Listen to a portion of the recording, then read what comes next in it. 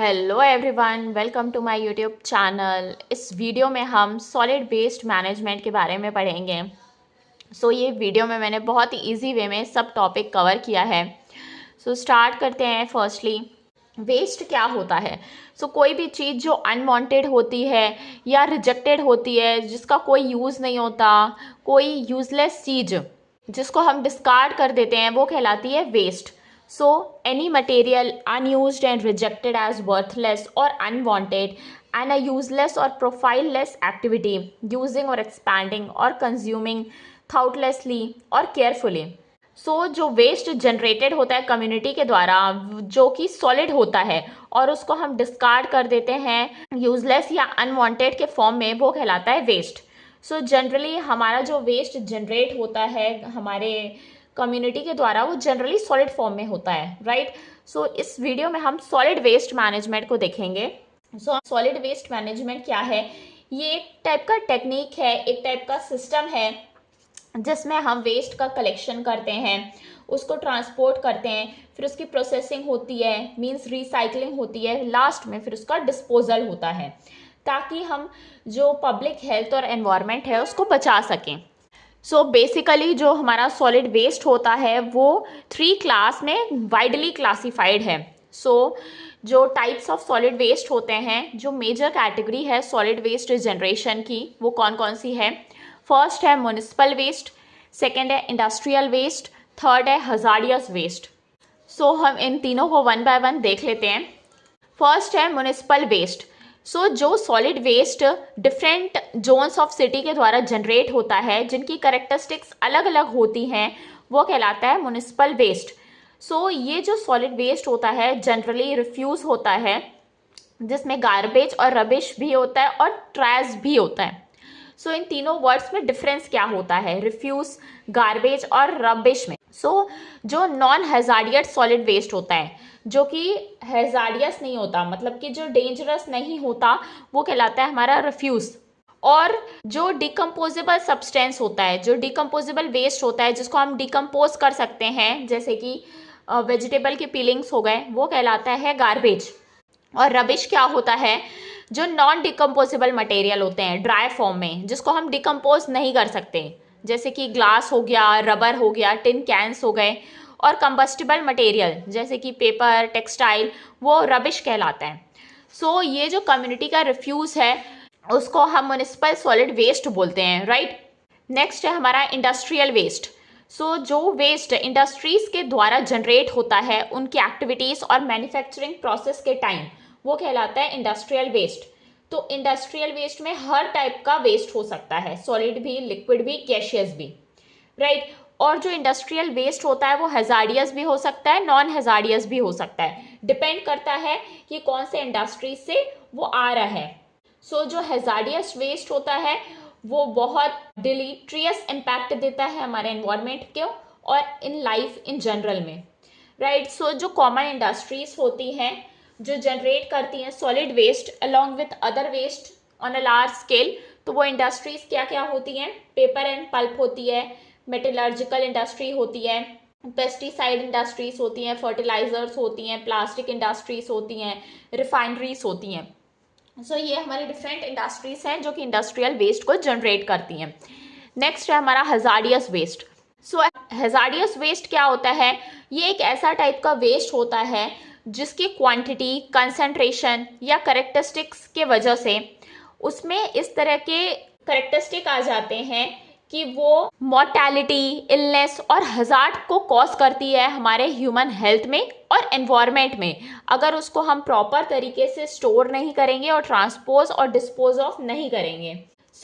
According to जो हमारा research, conservation और रिकवरी एक्ट है, जो हैजार्डियस वेस्ट होते हैं वो क्या होते हैं? जिनमें कोई भी एक 4 टाइप की करेक्टरिस्टिक्स होती है, मतलब कि इग्निटेबिलिटी, कोरोसिविटी, रिएक्टिविटी या टॉक्सिसिटी। जो हमारे कॉमन इंडस्ट्रीज हैं जो जनरेट करती हैं हैजार्डियस वेस्ट, वो कौन कौन सी होती हैं? वो हमारी सीमेंट इंडस्ट्रीज होती है, फेरस और नॉन फेरस इंडस्ट्री होती है, केमिकल इंडस्ट्रीज होती है, पेट्रोलियम इंडस्ट्रीज होती हैं। ये सब हैजार्डियस वेस्ट को जनरेट करती हैं। नाउ यहाँ पे एक पैरामीटर है रिफ्यूज़ का क्लासिफिकेशन। सो रिफ्यूज़ को हम 3 टाइप्स पे क्लासीफाई करते हैं। पहला गार्बेज, दूसरा एशेस, तीसरा रबिश। सो गार्बेज क्या होता है? जो भी वेस्ट हमारा किचन से ऑब्टेन्ड होता है, होटल्स, रेस्टोरेंट,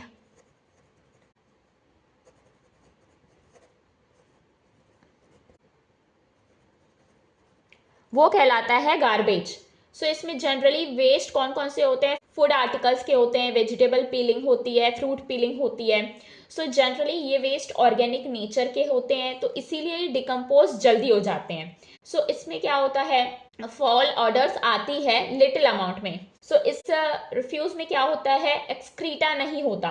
सो इसीलिए हमको गार्बेज को भी अच्छे से डिस्पोज करना चाहिए टाइम टू टाइम, ताकि कोई भी मॉस्किटो की ब्रीडिंग और इंसेक्ट नहीं आ पाए। सो जो गार्बेज होता है उसकी जो डेंसिटी होती है वो वेरी करती है 450 to 900 kg पर मीटर क्यूब।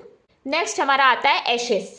सो एशेस क्या होते हैं? वो इनकम्बस्टिबल वेस्ट प्रोडक्ट होते हैं। इनकम्बस्टिबल,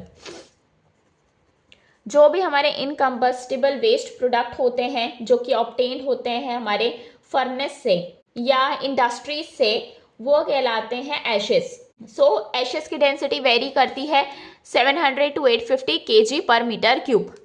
नेक्स्ट हमारा रबिश।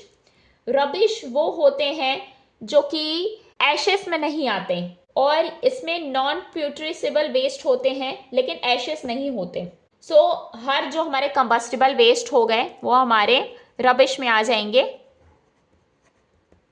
जैसे कि पेपर के पीस हो गए, ब्रोकन पीस हो गए ग्लास के, फर्नीचर के, कार्डबोर्ड के, क्रॉकरी के, वो आते हैं रबिश के अंदर। सो जनरली जो रबिश होता है वो लाइटर होता है और इसकी डेंसिटी वेरी करती है 50 to 400 kg पर मीटर क्यूब। सो ये जो क्लासिफिकेशन है रिफ्यूज का, ये डिपेंड करता है कि वेस्ट हमारा किस टाइप का है। नाउ रिफ्यूज का एक और क्लासिफिकेशन होता है based on the source.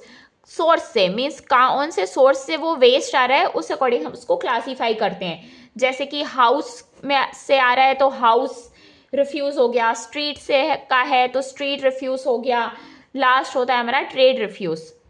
So source से जब हम क्लासीफाई करेंगे रिफ्यूज़ को तो वो इस तरीके से क्लासीफाई होता है ना। अब हम जनरली सॉलिड वेस्ट का क्लासिफिकेशन कैसे करते हैं, उसका एनालिसिस करते हैं। सो उसके लिए एक सिंपल सा स्टेप है। सो जो हमारा वेस्ट जनरेट होता है उसको कलेक्ट करते हैं, कलेक्शन के बाद उसका ट्रांसफ़र और ट्रांसपोर्ट होता है, देन उसके बाद प्रोसेसिंग और रिसाइकलिंग होती है। जो भी वेस्ट हमारा मिनिमाइज़ हो सकता है उसको मिनिमाइज़ कर सकते हैं, रीयूज़ हो सकता है उसको रीयूज़ करते हैं, लास्ट में हम डिस्पोजल करते हैं। जो एकदम वेस्टेज सब्सटेंस होता है जो बिल्कुल यूज़ का नहीं होता उसको हम डिस्पोज ऑफ करते हैं।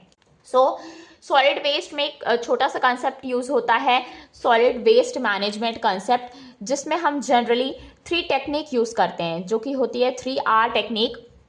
सो नेक्स्ट उसको हम देख लेते हैं। सो कई बार ये 3R पूछा जाता है, ये क्या होते हैं? सो पहला होता है रिड्यूस, सेकेंड होता है रीयूज़, थर्ड होता है रिसाइकल। सो ये फॉलो किया जाता है वेस्ट मैनेजमेंट के लिए।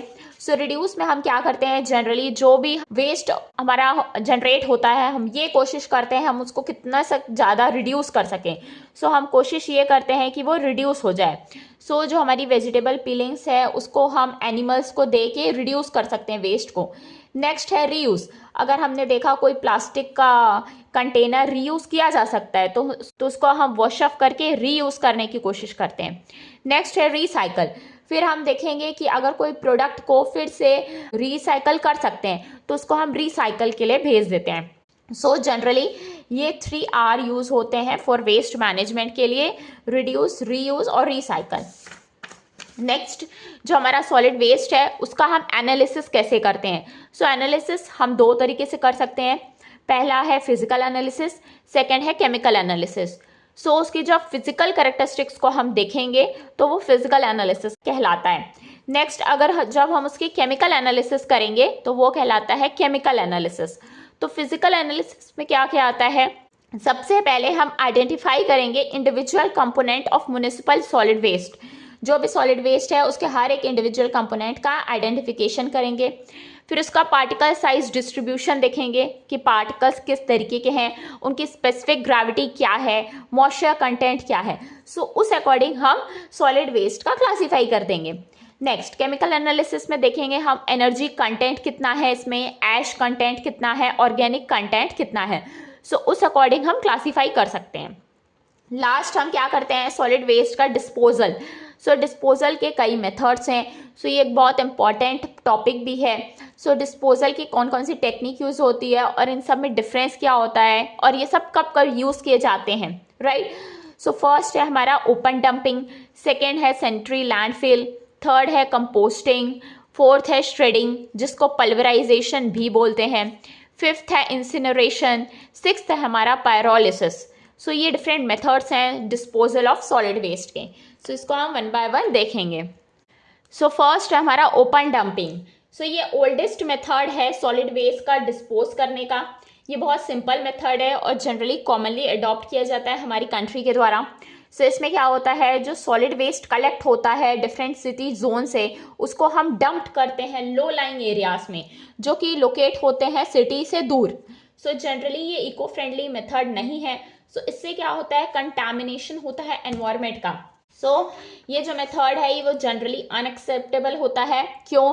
क्योंकि इसमें नॉइसेंस हो सकता है, ओडर ऑब्टेन्ड हो सकती है उस एरिया में, और ये एक प्लेस हो सकता है breeding place for flies and mosquito के लिए।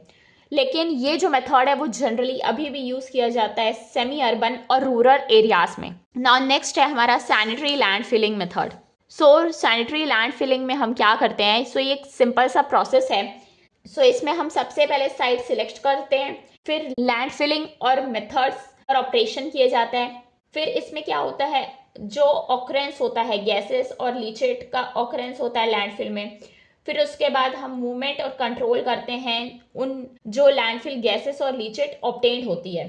सो इस मेथड में हम सबसे पहले क्या करते हैं, रिफ्यूज को कैरी करते हैं और डंप करते हैं लो लाइंग एरियाज में एक इंजीनियर्ड ऑपरेशन के द्वारा, जो कि डिज़ाइन और ऑपरेट किया जाता है अकॉर्डिंग टू जो हमारे एक्सेप्टेबल स्टैंडर्ड्स हैं।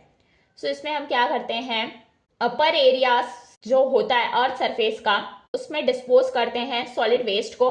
उसके बाद जो रिफ्यूज है उसको हम डंप करते हैं और कॉम्पैक्ट करते हैं। तो जो लेयर्स में कॉम्पैक्शन होता है वो जनरली 0.3 to 0.6 मीटर तक कॉम्पैक्ट होती है। और उसके बाद हर एक दिन के बाद जब इतनी रिफ्यूज फिल हो जाता है, जब रिफ्यूज 1.5 मीटर तक फिल हो जाता है, राइट, इतने लेयर्स में हम उसको फिल करते हैं। फिर जब 1.5 मीटर तक रिफ्यूज फिल हो जाता है उसके ऊपर हम एक सॉइल की लेयर अप्लाई करते हैं। सो ये जो सॉइल की लेयर अप्लाई की जाती है वो 15 to 30 सेंटीमीटर थिकनेस तक प्रोवाइड की जाती है। 15 से 30 सेंटीमीटर तक हम सॉइल की थिकनेस को प्रोवाइड करते हैं 1.5 मीटर के बाद। सो जो फिलिंग होती है वो ग्रिड पैटर्न में की जाती है। जो हमारा एंटायर साइट होता है उसको हम स्मॉल पोर्शन में डिवाइड कर देते हैं। देन उसके बाद फिलिंग होती है प्रॉपर। फिर जब हम सेकेंड लेयर फिल करने वाले रहते हैं रिफ्यूज की, उसके पहले हम कॉम्पैक्शन करते हैं। सो कॉम्पैक्शन जो है वो बुलडोजर और ट्रक्स के द्वारा किया जाता है और जनरली यहाँ पे 6 मीटर का क्लियरेंस दिया जाता है। एक के बाजू में एक जो हम फिलिंग करते हैं उसमें 6 मीटर का डिस्टेंस दिया जाता है। और यहाँ पे हम इंसेक्टिसाइड्स यूज करते हैं जैसे कि DDT हो गया, ताकि मॉस्किटो की ब्रीडिंग नहीं हो। सो जो फाइनल कवर होता है वो 0.6 मीटर अर्थ का प्रोवाइड किया जाता है। 0.6 मीटर अर्थ मतलब सॉइल का कवर प्रोवाइड किया जाता है ऊपर पे। फिर उसको हम कॉम्पैक्ट करते हैं ताकि हमारा फाइनल ऑपरेशन कंप्लीट हो पाए और हमारे जो रिफ्यूज है उसको हम प्रोटेक्ट कर पाए, ताकि जो हमारे रोडेंट्स हैं वो रिफ्यूज को वापस से बाहर ना कर दे। इसीलिए हम लास्ट में कवर प्रोवाइड करते हैं अर्थ की। सो जो ये फिल्ड अप रिफ्यूज है वो स्टेबलाइज हो जाता है। कैसे होता है, उसमें डिकम्पोजिशन हो जाता है ऑर्गेनिक मैटर का इन कोर्स ऑफ टाइम, समय के साथ साथ। सो ये समय के साथ साथ जो ऑर्गेनिक कंपाउंड्स हैं, ऑर्गेनिक मैटर है, वो डिकम्पोज हो जाएंगे एक स्टेबल कंपाउंड्स में। सो ये वो होता है। सो इसको एक बार मैं पढ़ लेती हूँ। Refuse is disposed and compacted in layers of 0.15 to 0.3 meter such that after the day's work its thickness must be approx 1.5 meter. एक दिन तक हम 1.5 मीटर तक फिल करेंगे। फिर उसके बाद इसको हम कवर करते हैं। It is covered by good earth of 15 to 30 centimetre so that the refuse is not expose directly to the environment, ताकि जो रिफ्यूज है वो एनवायरमेंट से डायरेक्टली एक्सपोज नहीं हो, इसीलिए हम सॉइल की लेयर प्रोवाइड करते हैं। At last, the 5 cloves of 60 centimeter of good earth is provided to promote vegetative growth cap system. Last में हम 0.6 मीटर यानी कि 60 सेंटीमीटर का अर्थ प्रोवाइड करते हैं। फिर over the period of time, समय के साथ साथ जो बायोडिग्रेडेबल कंपोनेंट होते हैं सॉलिड वेस्ट के, वो डिकम्पोज हो जाएंगे by the action of micro organisms के एक्शन के द्वारा। नेक्स्ट मेथड है हमारा डिस्पोजल ऑफ सॉलिड वेस्ट का, जो कि है कंपोस्टिंग। सो कंपोस्टिंग जो होती है वो एक बायोलॉजिकल मेथड है डिकम्पोजिंग सॉलिड वेस्ट का। So composting of refuse is a biological method of decomposing solid waste. So generally इसमें क्या होता है, सॉलिड वेस्ट जनरली डिकम्पोज होता है यूजिंग बैक्टीरिया। सो इसमें जनरली जो सॉलिड वेस्ट डिकम्पोज होता है वो बायोलॉजिकल एक्शन के फॉर्म में होता है। सो इसीलिए इसको हम बायोलॉजिकल मेथड बोल सकते हैं। सो अगर ऑर्गेनिक मटेरियल्स जो हमारे रहते हैं, जिसमें एक्सक्लूड कर देंगे अगर हम प्लास्टिक, लेदर और रबर को, उसको सेपरेट करेंगे सॉलिड वेस्ट के, फिर उसको हम सब्जेक्ट करेंगे डिकम्पोजिशन के लिए, डिकम्पोज करने के लिए। उसको हम एरोबिकली भी कर सकते हैं, एनारोबिकली, मतलब कि ऑक्सीजन के प्रेजेंस में भी कर सकते हैं या ऑक्सीजन के एब्सेंस में भी। सो जो हमारा रिमेनिंग एंड प्रोडक्ट होगा वो कंपोस्ट और ह्यूमस होगा, राइट। सो ये जो एंटायर प्रोसेस होता है, इसमें क्या होता है, बोथ प्रोसेस होते हैं, सेपरेशन और बैक्टीरियल कन्वर्जन होता है ऑर्गेनिक सॉलिड वेस्ट का, वो कहलाता है कंपोस्टिंग। ये एंटायर प्रोसेस को हम कंपोस्टिंग बोलते हैं। सो जो ये कंपोस्टिंग है ये प्रैक्टिस की जाती है रूरल एरियाज में on the mixture of night soil and refuse, mixture होता है। सो जनरली कंपोस्टिंग के 2 मेथड्स पॉपुलर हैं। पहला है इंदौर प्रोसेस, सेकेंड होता है बेंगलोर प्रोसेस। सो इंदौर मेथड में हम क्या करते हैं, इसमें हम बेसिकली जो पाइल्ड अप मास होता है सॉलिड वेस्ट का, उसको हम मैनुअली टर्निंग करते हैं। सो इसमें टर्निंग इंपॉर्टेंट होती है, राइट। बार बार हम वेस्ट का टर्निंग करते हैं ताकि वो जो वेस्ट है वो डिकम्पोज हो पाए। और इसमें हम एक कंडीशन मेंटेन करके रखते हैं जो कि एरोबिक होती है, means in the presence of oxygen. So इसमें हम एरोबिक कंडीशंस देते हैं इंदौर मेथड में। सो बेसिकली इसमें हम क्या करते हैं, जो ऑर्गेनिक वेस्ट होता है उसको हम डिकम्पोज करते हैं माइक्रो ऑर्गेनिज्म के द्वारा इन द प्रेजेंस ऑफ ऑक्सीजन, यानी कि एरोबिक कंडीशन में। फिर जो हमारा ऑब्टेन्ड होता है वो ऑब्टेन्ड होता है हमारा कंपोस्ट। सो कंपोस्ट का ऑब्टेन करते हैं हम कंपोस्टिंग प्रोसेस में। सो इंदौर मेथड में हम क्या करते हैं, जो हमारे लेयर्स होते हैं वेजिटेबल वेस्ट के और नाइट सॉइल के, उसको हम अल्टरनेटिवली प्लेस करते हैं। और वो जो डेप्थ होती है वो होती है अबाउट 7.5 to 10 सेंटीमीटर ईच। फिर उसके बाद टोटल जो डेप्थ होनी चाहिए वो होनी चाहिए 1.5 मीटर इन अ ट्रेंच और above the ground to form a mound called a windrow. फिर जो एक वो माउंट फॉर्म होता है उसको विंड्रो बोलते हैं। सो इस मिक्सचर को हम एरोबिक कंडीशंस में रखते हैं। एरोबिक कैसे होगा, उसको हम टर्न करते हैं regularly, regular period of time में हम उसको टर्निंग करते हैं फॉर अबाउट 2 to 3 months। सो ये जो हमने प्लेस किया, ये जो सॉलिड वेस्ट हमने प्लेस किया, इसको हम रेगुलरली टर्न अप करते हैं फॉर अबाउट 2 to 3 months तक। फिर जो हमारा कंपोस्ट मास है उसको हम लेफ्ट करते हैं फॉर अनदर 1 to 1.5 month। फिर उसमें हम कोई भी टर्निंग नहीं करते। फिर उसके बाद लास्ट स्टेज में क्या होता है, जो कंपोस्ट है वो रेडी हो जाता है यूज़ के लिए। सो जो एंटायर प्रोसेस है वो अबाउट 4 months लेता है। सो बेसिकली ये method primarily aerobic in nature होता है, जिसमें टर्निंग की जरूरत पड़ती है एट रेगुलर इंटरवल, और इसमें जो लेबर रिक्वायरमेंट है वो ज़्यादा होती है बिकॉज हम इसमें टर्निंग करते हैं और ये एरोबिक कंडीशंस में होता है। सो नेक्स्ट है हमारा बेंगलोर प्रोसेस। सो बेंगलोर मेथड ये एनारोबिक कंडीशंस में किया जाता है, इन मतलब अब्सेंस ऑफ ऑक्सीजन के, और इसमें टर्निंग नहीं होती। सो जो रिफ्यूज एंड नाइट सॉइल होते हैं वो पाइल्ड अप इन लेयर्स होते हैं in underground earthen trench of about 10 metre into 1.5 metre into 1.5 metre. फिर ये जो मास है, this mass is covered at its top by a layer of earth of about 15 centimetre depth. Soil की layer place करते हैं जो कि 15 centimetre की होती है। फिर इसको हम फाइनली लेफ्ट कर देते हैं, छोड़ देते हैं डिकम्पोजिशन के लिए। फिर within 2 to 3 days of burial intensive biological action starts taking place and organic matter begins to be destroyed. फिर ऑर्गेनिक मैटर का डिकम्पोजिशन होने लगता है। सो इस मेथड में क्या होता है, this method does not involve any turning or handling of mass and is more clean than the Indore method. So इसीलिए ये एक ज़्यादा क्लीन मेथड होता है as compare to the Indore method. So ये मेथड वाइडली अडॉप्ट किया जाता है म्यूनिसिपल अथॉरिटीज़ के द्वारा थ्रू आउट द कंट्री। सो ये method generally absence of oxygen में होता है, मतलब कि एनारोबिक कंडीशंस में होता है। इसमें हम वेस्ट को फिल करते हैं, उसके ऊपर सॉइल की लेयर प्लेस करते हैं, फिर टर्निंग नहीं करते, फिर जो वेस्ट होता है वो डिकम्पोज हो जाता है एनारोबिक कंडीशंस में। सो जो हमारे एनारोबिक बैक्टीरिया हैं वो डिकम्पोज करते हैं ऑर्गेनिक मैटर को। सो इस प्रोसेस में हीट जनरेट होती है डिकम्पोजिशन के टाइम, और जो ऑर्गेनिक वेस्ट होता है वो ग्रेजुअली कन्वर्ट हो जाता है स्टेबल कंपोस्ट में। सो ये मेथड जनरली 4 to 6 मंथ लेता है टोटल कंपोस्टिंग के लिए। सो बेसिकली देखा जाए तो ये सिंपल और इकोनॉमिकल मेथड है, इसमें टर्निंग ऑफ वेस्ट की जरूरत नहीं पड़ती। ये सुटेबल होता है large quantity of municipal waste के लिए जब वेस्ट ज़्यादा है। Less labour is needed, means इसमें टर्निंग की जरूरत नहीं पड़ती, तो लेबर रिक्वायरमेंट यहाँ पे लेस है। और इसका डिसएडवांटेज ये होता है कि इसका कंपोस्टिंग पीरियड ज़्यादा होता है, और इसका अगर हम प्रॉपर कवर नहीं करेंगे तो फाउल ऑर्डर हो सकती है, और जो कंपोस्ट की क्वालिटी होती है इसमें जनरली लोअर आती है। Now the next method for disposal of solid waste is pulverisation.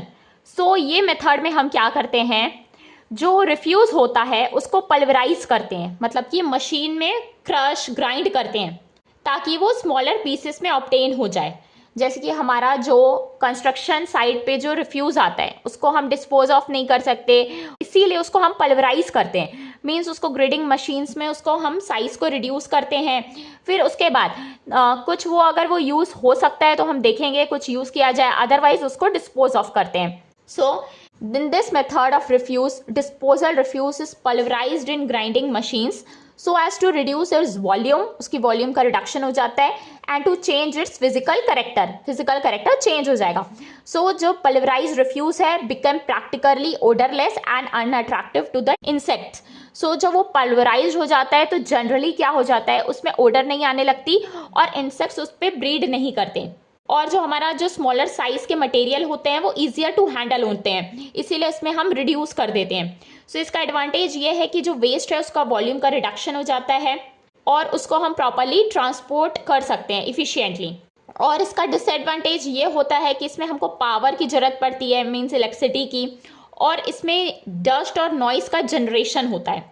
ये जनरली यूज़ किया जाता है म्यूनिसिपल वेस्ट के प्रोसेसिंग के टाइम और रिसाइकलिंग इंडस्ट्रीज में ये यूज़ किया जाता है। नेक्स्ट है हमारा इंसिनरेशन। ये इफेक्टिव मेथड होता है, मोस्ट इफेक्टिव मेथड होता है जब हमको वॉल्यूम को रिड्यूस करना रहेगा और वेट ऑफ सॉलिड वेस्ट के। सो इसमें हम क्या करते हैं, बर्न करते हैं सॉलिड वेस्ट को एक वेल डिसाइंड फर्नेस में प्लेस करके हम बर्निंग करते हैं। सो इसमें मेनली स्टेजेस इन्वॉल्व होते हैं ये पूरे इंसिनरेशन के प्रोसेस में। सबसे पहले हम ड्राइंग करते हैं, फिर कंबशन करते हैं। सो ये एक प्रोसेस है जिसमें हम बर्निंग करते हैं सॉलिड वेस्ट का हाई टेम्परेचर में ताकि उसका वेट और वॉल्यूम रिड्यूस हो पाए। सो जो वेस्ट है उसको हम फेड करते हैं इंसिनरेटर में, फिर कंबशन होता है एक्सेस ऑफ ऑक्सीजन के प्रेजेंट में। सो ऑक्सीजन का एप्लीकेशन होगा तो कंबशन होगा, तो क्या होता है, फाइनली हीट एनर्जी प्रोड्यूस होती है और जो एशेस होते हैं वो हमारे एज अ रेसिड्यू ऑब्टेन हो जाते हैं। सो इसमें क्या होता है, जनरली जो वेस्ट का वॉल्यूम है वो रिडक्शन हो जाता है, अबाउट 80 to 90% वॉल्यूम का रिडक्शन हो जाता है, और इसमें जो पैथोजेंस और हार्मफुल ऑर्गेनिजम्स होते हैं वो डिस्ट्रॉय हो जाते हैं, और इसमें एनर्जी का जनरेशन होता है। और बेसिकली इसका डिसएडवांटेज ये होता है कि इसमें इंस्टॉलेशन और ऑपरेशन कॉस्ट ज़्यादा होता है, और एयर पॉल्यूशन हो सकता है अगर हम इमिशन कंट्रोल एडिक्वेट नहीं हुआ, और इसमें ऐश का प्रोडक्शन होता है जिसको हमको डिस्पोज ऑफ करना रहता है। ये जनरली बायोमेडिकल वेस्ट और हैजार्डियस वेस्ट के लिए यूज़ किया जाता है। नेक्स्ट है हमारा पायरोलिसिस। इसको हम डिस्ट्रक्टिव डिस्टिलेशन भी बोलते हैं। इसमें हम जो मोस्ट ऑफ द हमारे ऑर्गेनिक कंपाउंड्स होते हैं उसको कन्वर्ट करते हैं हम गैशियस, लिक्विड या सॉलिड फ्रैक्शन में। सो इसमें हम कंबाइन करते हैं थर्मल क्रैकिंग और condensation reaction. So in the absence of oxygen होता है हमारा कंडेंसेशन रिएक्शन, और उसको हम कंबाइन करते हैं थर्मल क्रैकिंग के द्वारा। सो ये प्रोसेस हमारा कहलाता है पायरोलिसिस। सो इंसिनरेशन और पायरोलिसिस में डिफरेंस ये होता है कि जो इंसिनरेशन होता है वो एक एक्सोथर्मिक प्रोसेस है। मीन्स इसमें क्या होता है, हीट बाहर आती है। जब ऑक्सीडेशन प्रोसीड होता है तो हीट बाहर आती है। लेकिन जो हमारा पायरोलिसिस है ये एक एंडोथर्मिक प्रोसेस है। मीन्स इसमें हमको कंटिन्यूस एनर्जी देने की जरूरत पड़ती है, हम इसमें इनपुट देते हैं पायरोलिसिस के टाइम, और इंसिनरेशन में हीट जनरेट होती है। तो ये एक एक्सोथर्मिक प्रोसेस है और ये एक एंडोथर्मिक प्रोसेस है। सो डिफरेंट प्रोडक्ट्स हमारे ऑब्टेन्ड होते हैं ऑर्गेनिक सॉलिड वेस्ट के जब हम पायरोलाइज्ड करते हैं। सो पायरोलिसिस के टाइम हमारा एक गैस स्ट्रीम फॉर्म होती है जो कि मीथेन, कार्बन मोनोऑक्साइड की फॉर्म होती है। डिपेंड करेगा कि हमारा सॉलिड वेस्ट कैसा है। और लिक्विड फ्रैक्शन कैसे आता है, तार ऑयल स्ट्रीम आती है जब हम केमिकल देते हैं, जैसे कि एसिडिक एसिड हो गया और मिथेनॉल हो गया। और सॉलिड फ्रैक्शन कैसे आता है पायरोलिसिस के टाइम, चारकोल आ सकता है या कोई इनर्ट मटेरियल आ सकता है पायरोलिसिस के टाइम। सो इस तरीके से हमारे डिफरेंट एंड प्रोडक्ट ऑब्टेन्ड होते हैं डिफरेंट प्रोसेस के टाइम। सो इस तरीके से हम डिस्पोज ऑफ करते हैं सॉलिड वेस्ट को। सो अगर आपको ये वीडियो पसंद आया तो वीडियो को लाइक करें, और अगर मेरे चैनल में नए हैं तो चैनल को सब्सक्राइब करें। Thank you.